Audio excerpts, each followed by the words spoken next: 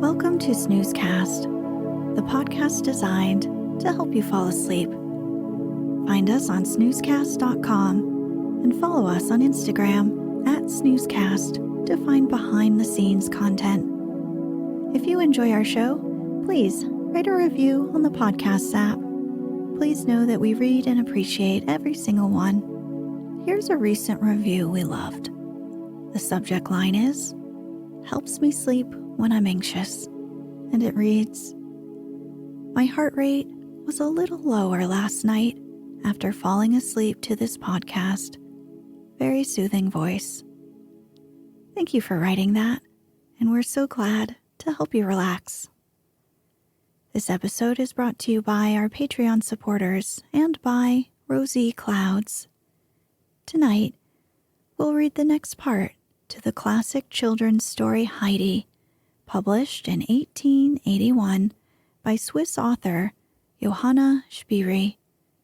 If you'd like to start from the beginning, you'll find that the very first episode aired on March 8th, 2019.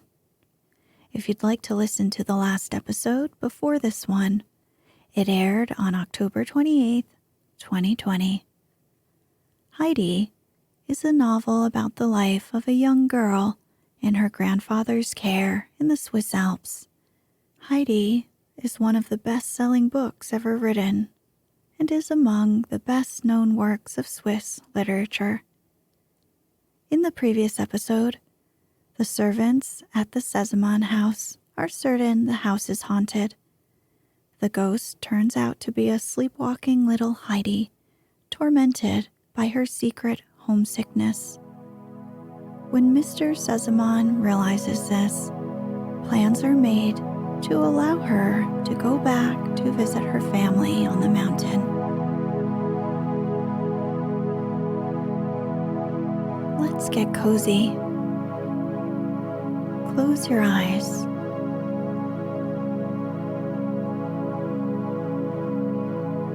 Relax your body into the softness of your bed.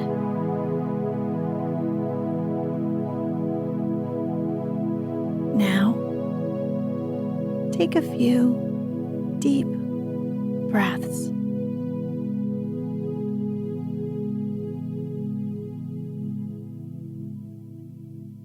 Up the Alp on a summer evening. Mr. Sesemann, going upstairs in great agitation, knocked at the housekeeper's door. He asked her to hurry, for preparations for a journey had to be made. Miss Rottenmeier obeyed the summons with the greatest indignation, for it was only 4:30 in the morning. She dressed in haste, though with great difficulty, being nervous and excited. All the other servants were summoned likewise, and one and all thought that the master of the house had been seized by the ghost, and that he was ringing for help. When they had all come down with terrified looks, they were most surprised to see Mr. Sesemann fresh and cheerful, giving orders. John was sent to get the horses ready, and Tinette was told to prepare Heidi for her departure, while Sebastian was commissioned to fetch Heidi's aunt. Mr. Sesemann instructed the housekeeper to pack a trunk in all haste for Heidi. Miss Rottenmeier experienced an extreme disappointment, for she had hoped for an explanation of the great mystery. But Mr. Sesemann, evidently not in the mood to converse farther, went to his daughter's room. Clara had been wakened by the unusual noises and was listening eagerly. Her father told her of what had happened and how the doctor had ordered Heidi back to her home because her condition was serious and might get worse. She might even climb the roof or be exposed to similar dangers if she was not cured at once. Clara was painfully surprised and tried to prevent her father from carrying out his plan. He remained firm, however, promising to take her to Switzerland himself the following summer if she was good and sensible now. So the child, resigning herself, begged to have Heidi's trunk packed in her room. Mr. Sesemann encouraged her to get together a good outfit for her little friend. Heidi's aunt had arrived in the meantime. Being told to take her niece home with her, she found no end of excuses, which plainly showed that she did not want to do it. For Data will remember the uncle's parting words. Mr. Sesemann dismissed her and summoned Sebastian. The butler was told to get ready for traveling with the child. He was to go to Basel that day and spend the night at a good hotel which his master named. The next day, the child was to be brought to her home. Listen, Sebastian, Mr. Sesemann said, and do exactly as I tell you. I know the hotel in Basel, and if you show my card, they will give you good accommodations. Go to the child's room and barricade the windows so that they can be only opened by the greatest force. When Heidi has gone to bed, lock the door from outside, for the child walks in her sleep and might come to harm in the strange hotel. She might get up and open the door. Do you understand? Oh, so it was she? Exclaimed the butler. Yes, it was.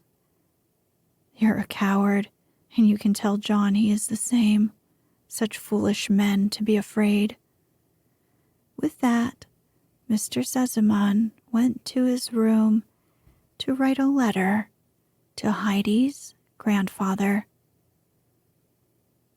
Sebastian, feeling ashamed, said to himself that he ought to have resisted John and found out alone.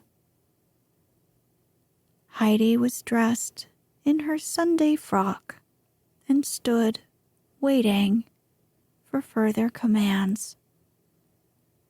Mr. Sesemann called her now. Good morning, Mr. Sesemann, Heidi said when she entered. What do you think about it, little one? He asked her. Heidi looked up to him in amazement.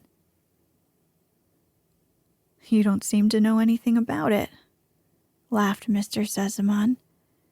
Tinette had not even told the child, for she thought it beneath her dignity to speak to the vulgar Heidi. You're going home today. Home? Heidi repeated in a low voice. She had to gasp, so great was her surprise. Wouldn't you like to hear something about it? Asked Mr. Sesemann, smiling.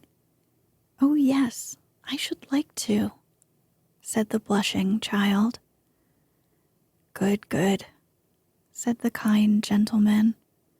Sit down and eat a big breakfast now, for you're going away right afterwards." The child could not even swallow a morsel, though she tried to eat out of obedience. It seemed to her as if it was only a dream. "Go to Clara, Heidi, till the carriage comes," Mr. Sesemann said kindly. Heidi had been wishing to go, and now she ran to Clara's room, where a huge trunk was standing. "Heidi, look at the things I had packed for you. Do you like them?" Clara asked. There were a great many lovely things in it, but Heidi jumped for joy when she discovered a little basket with 12 round white rolls for the grandmother. The children had forgotten that the moment for parting had come when the carriage was announced. Heidi had to get all her own treasures from her room yet. The grandmama's book was carefully packed, and the red shawl that Miss Rottenmeier had purposefully left behind. Then, putting on her pretty hat, she left her room to say goodbye to Clara. There was not much time left to do so, for Mr. Sesemann was waiting to put Heidi in the carriage. When Miss Rottenmeier, who was standing on the stairs to bid farewell to her pupil, saw the red bundle in Heidi's hand, she seized it and threw it on the ground. Heidi looked imploringly at her kind protector, and Mr. Sesemann, seeing how much she treasured it, gave it back to her. The happy child at parting thanked him for all his goodness. She also sent a message of thanks to the good old doctor, whom she suspected to be the real cause of her going.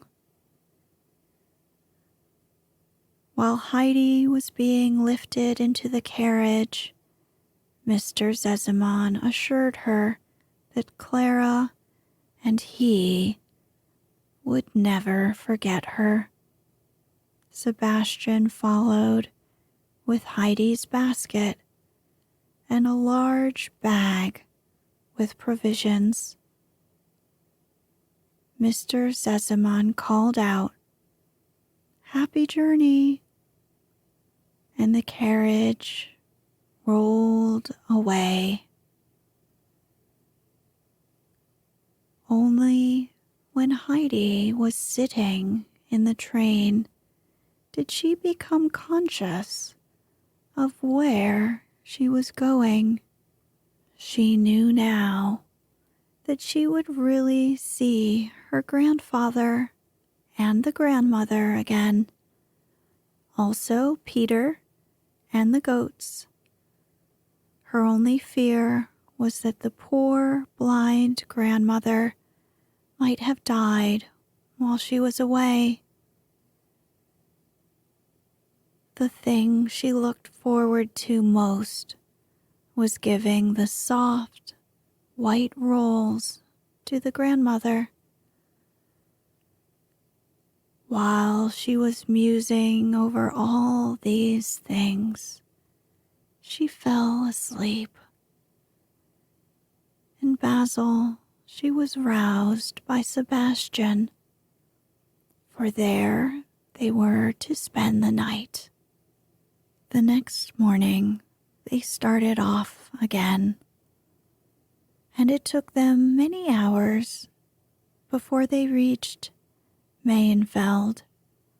When Sebastian stood on the platform of the station, he wished he could have traveled further in the train rather than have to climb a mountain.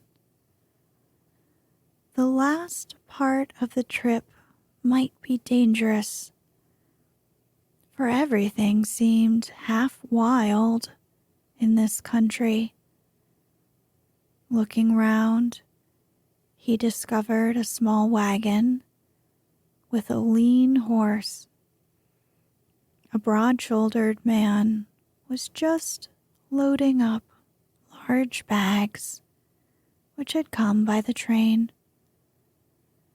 Sebastian, approaching the man, asked some information concerning the least dangerous ascent to the Alp. After a while, it was settled that the man should take Heidi and her trunk to the village and see to it that somebody would go up with her from there. Not a word had escaped Heidi until she now said, "I can go up alone from the village. I know the road." Sebastian felt relieved, and calling Heidi to him, presented her with a heavy roll of bills and a letter for the grandfather. These precious things were put at the bottom of her basket, under the rolls, so that they could not possibly get lost.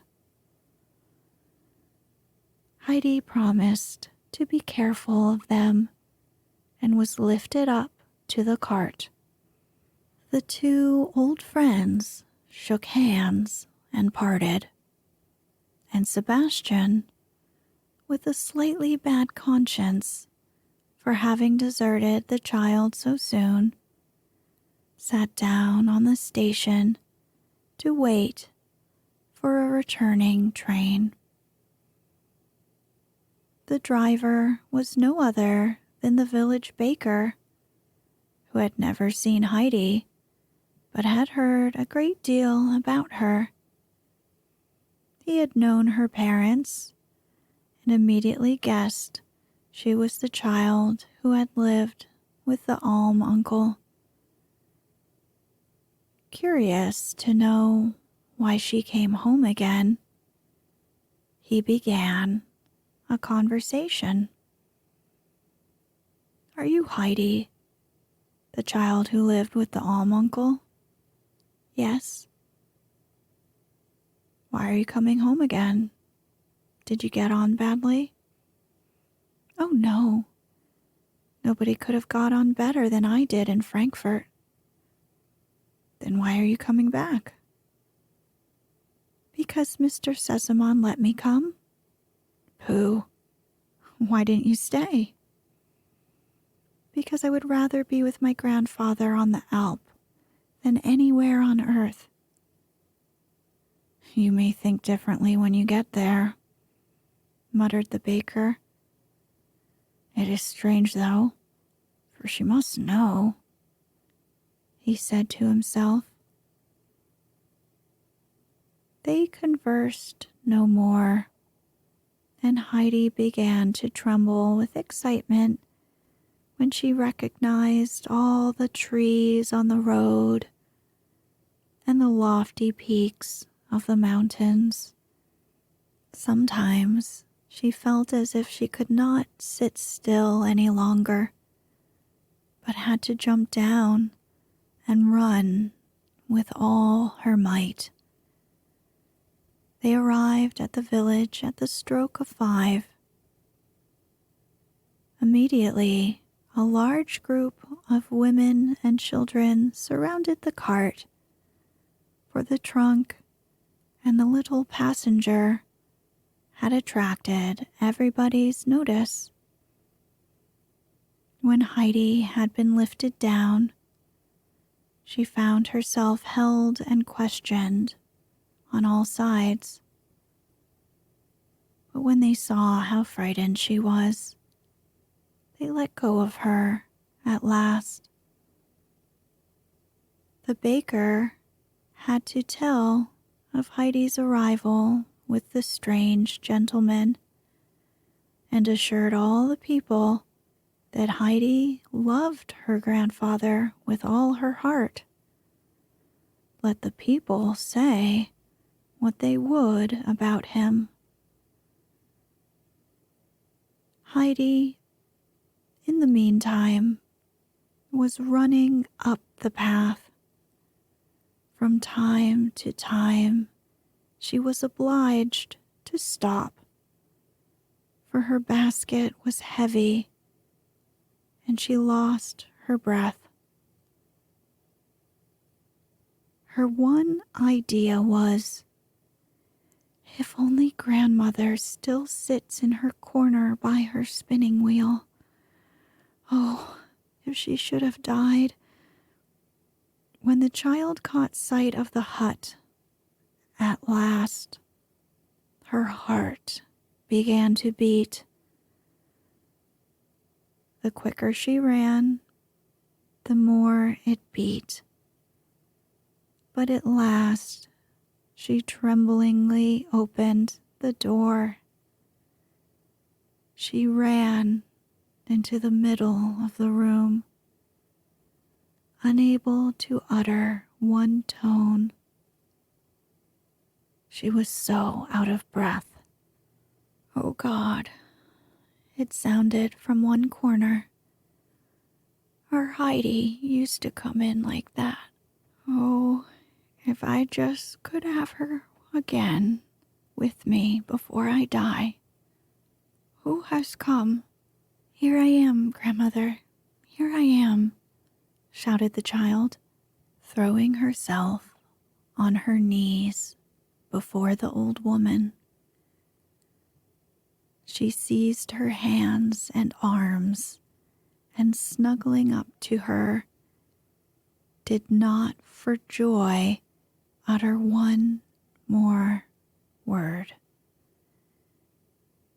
The grandmother had been so surprised that she could only silently caress the child's curly hair over and over again. Yes, yes, she said at last. This is Heidi's hair and her beloved voice. Oh my God, I thank thee for this happiness.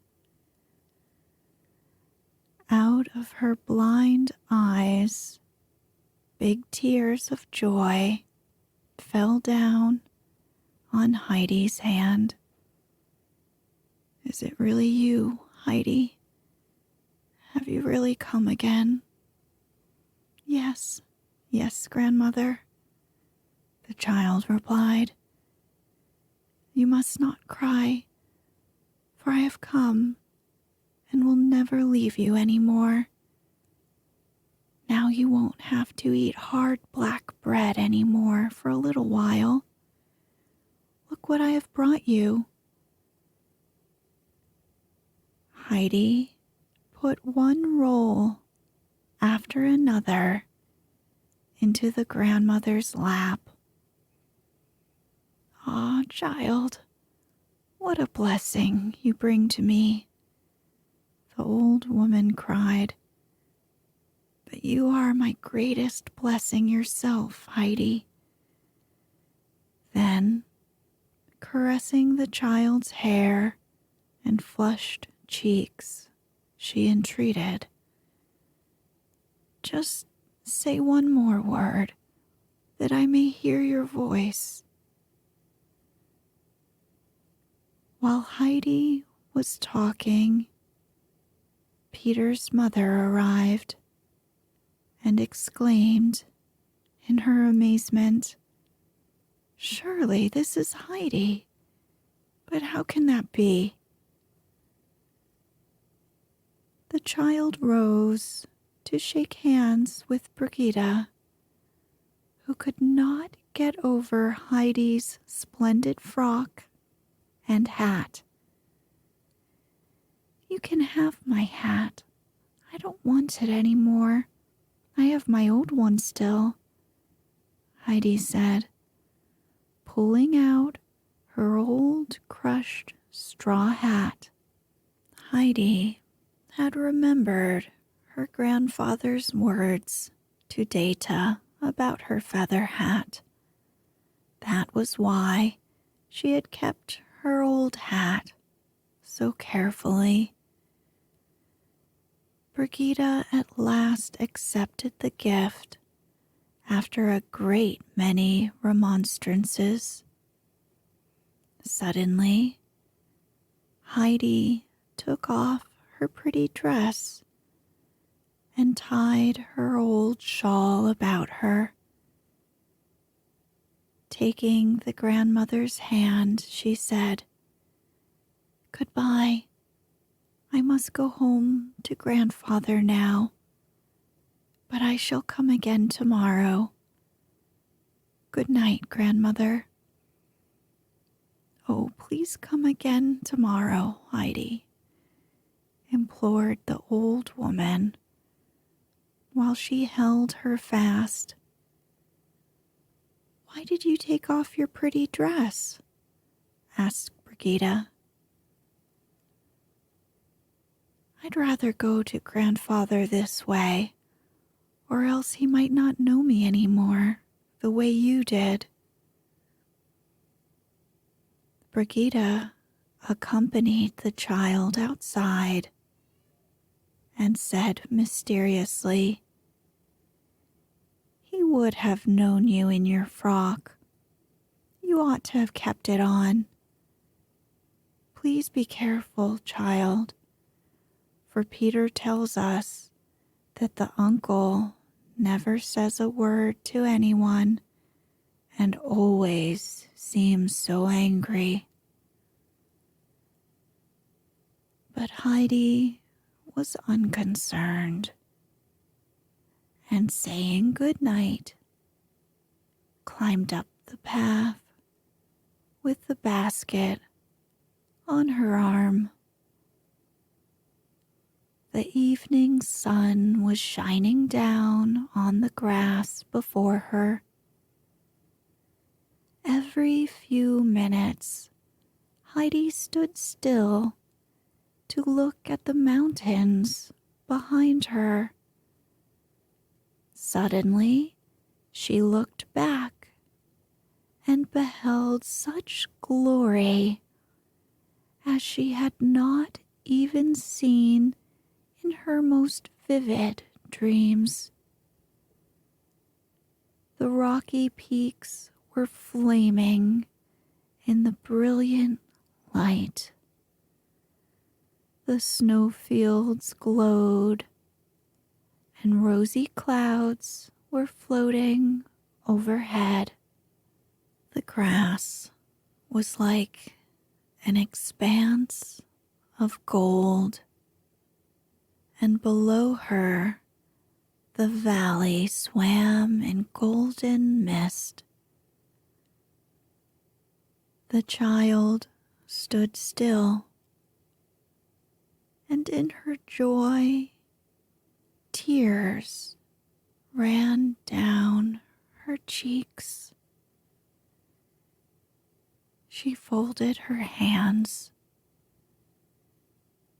and, looking up to heaven, thanked the Lord that he had brought her home again.